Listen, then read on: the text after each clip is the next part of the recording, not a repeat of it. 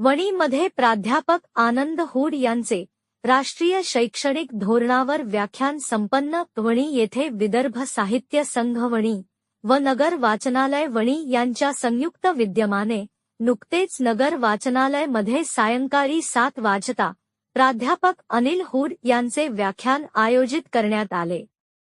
त्यांच्या व्याख्यानाचा विषय हा राष्ट्रीय शिक्षण धोरण 2020 हा होता. त्यांनी राष्ट्रीय शिक्षण धोरण कसे आहेत, त्यामुळे राज्यातील त्याचा कसा परिणाम होतो आणि शिक्षक वर्गांना कशा प्रकारचा संकटाशी सामना करावा लागतो याबद्दल विस्तृत मार्गदर्शन केले. सदर कार्यक्रमाचे अध्यक्ष विदर्भ साहित्य संघाचे अध्यक्ष डॉक्टर दिलीप अलोणे तर प्रमुख पाहुणे म्हणून प्रसिद्ध व्यक्तिमत्व माधव सरपटवार हे होते.